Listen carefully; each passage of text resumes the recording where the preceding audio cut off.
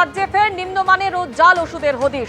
রাজ্যের 51টি ওষুধের নমুনা পরীক্ষায় ফেল। আরো বিস্তারিত জানতে কথা বলবো আমাদের প্রতিনিধি জিলম করঞ্জাইয়ের সঙ্গে।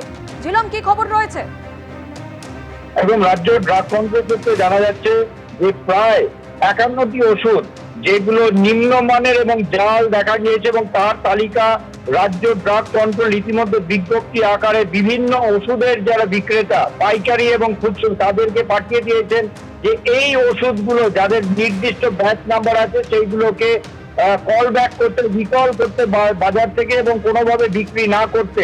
এবং তাতে কি দেখা যাচ্ছে ওই 51টি যে ওষুধ যার মধ্যে রয়েছে অ্যান্টিবায়োটিক, নিয়মিত ব্যবহৃত অ্যান্টিবায়োটিক, রক্তচাপ নিয়ন্ত্রণ করার ওষুধ রয়েছে, অ্যালার্জি নিয়ন্ত্রণ করার ওষুধ, এবং এই যে বিভিন্ন অ্যান্টিবায়োটিক সেগুলো নিত্য প্রয়োজনীয় জীবনদায়ী ওষুধ।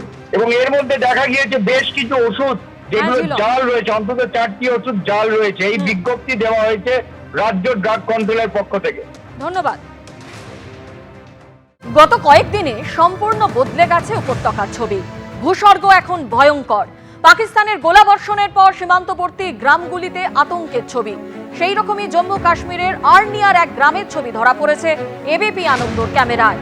পাকিস্তানের মর্টার হামলা বন্ধ হলেও এখনো প্রায় খালি গোটা গ্রাম। বেশিরভাগ মানুষই ঘর ছাড়া, বন্ধ স্কুল, দোকান, বাজার। এই মুহূর্তে দাঁড়িয়ে রয়েছি ভারত পাকিস্তান সীমান্ত লাগোয়া আর্নিয়া ব্লকের চানানা গ্রামে। সেখানে এই রকমই ছোট ছোট বাংকার করা রয়েছে আমরা দেখতে পাচ্ছি গ্রামের মধ্যে।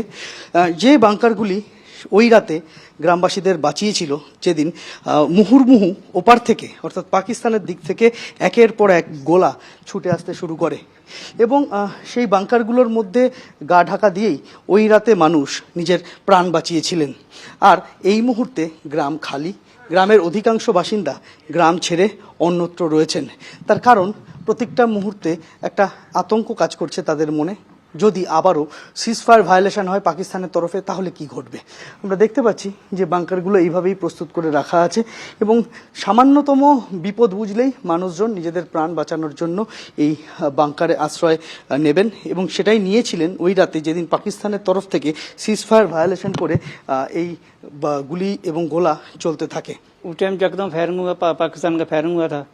तो एक रात हमें बैंकर बुंकर में निकाला, इधर छुपने की जगह नहीं थी। तो इसी बैंकर में भी हमारे को डर रहता है। तो एक बम जो हमारे घर के पिछली तरफ में मकान के ऊपर पड़ा था। कल ही आए हैं, अभी सुबह कल आए हैं, लेकिन सब लोग तो नहीं आए। कुछ अभी पीछे हैं तो कुछ आ भी गए हैं। প্রীতম চক্রবর্তীর সঙ্গে সন্দীপ সরকার, এবিপি আনন্দ, জম্মু। আপনারা দেখলেন জম্মু কাশ্মীরের আর্নিয়ার এক গ্রামের ছবি, যেখানে পাকিস্তানের গোলাবর্ষণের পর সীমান্তবর্তী এই গ্রামে এখনো আতঙ্ক রয়েছে। শুধু আর্নিয়ার এই গ্রামই নয়, এরকম অনেক গ্রাম রয়েছে সীমান্তবর্তী জায়গায় যেখানে এখনো মানুষ আতঙ্কে রয়েছেন, এবং সেই গ্রামগুলি পাকিস্তানের মর্টার হামলা বন্ধ হলেও দেখা যাচ্ছে যে এখনো প্রায় খালি এই গোটা গ্রামগুলি, এবং বেশিরভাগ মানুষই ঘর ছাড়া, তারা অন্য কোথায় রয়েছেন। বন্ধ রয়েছে সেখানকার স্কুল, দোকান, বাজার সবকিছুই।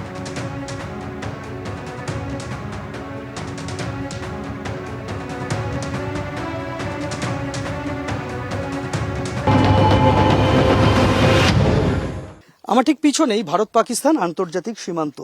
ওপারটা পাকিস্তানের জাফরওয়াল আর এপারটা ভারতের আর্নিয়া ব্লক। আমরা রয়েছি আর্নিয়া ব্লকের চানানা গ্রামে, যে গ্রামে দিন দুয়েক আগে পাকিস্তানের দিক থেকে সিজফায়ার ভায়োলেশন করে গুলি এবং গোলা ছুটে আসতে শুরু করেছিল। গ্রামের মানুষজন প্রাণ বাঁচানোর তাগিদে বাংকারে আশ্রয় নেন। পরপর 3টি গোলা এসে পড়েছিল গ্রামের মধ্যে, একটি ফাটে, দুটি ফাটেনি। গ্রামের মানুষজন সারা রাত বাংকারে কাটিয়েছিলেন, কিন্তু তার পরদিন সেই যে তারা গ্রাম ছেড়েছেন, এখনো অধিকাংশ মানুষ গ্রামে ফিরে আসতে ভয় পাচ্ছেন। আমরা দেখতে পাচ্ছি যে এরকম অনেক বাড়িতেই তালা ঝুলছে, আর গোটা গ্রাম এই মুহূর্তে এক প্রকার বলা যেতে পারে মানুষ শূন্য। দু একটি বাড়িতে বাসিন্দারা ফিরেছেন, কিন্তু যারা ফিরেছেন তারা নিজেদের পশু পালন এবং চাষবাসের প্রয়োজনে সকালবেলাটা থাকেন, আবার রাতের বেলা চলে যান। की फायरिंग पड़ा इधर हमारे घर में, फिर क्या करते हम, बच्चे भी पीछे चले गए, फिर हम भी पशु लेकर चले गए। तो भगवान की कृपा हुई कि हमें कोई नुकसान नहीं हुआ। तो बाहर ही पड़ा वो दीवार, वो भी गिर पड़ी, इसलिए डर के चले गए। गोले भाई एक ही दिन पड़े, बड़े वाले गोले उधर से भी आए, इधर से भी गए। কোথাও একটা যেন এখানে সতর্ক থাকার ভাব, সেই কারণেই তারা গ্রামে ফিরছেন না। তার কারণ, যদি আবার সিজফায়ার ভায়োলেশন হয় সীমান্তের একদম গায়ে মাত্র 50 মিটার, সেই কারণেই তারা এখনো গ্রামে ফেরেননি। প্রীতম চক্রবর্তীর সঙ্গে সন্দীপ সরকার, এবিপি আনন্দ, জম্মু।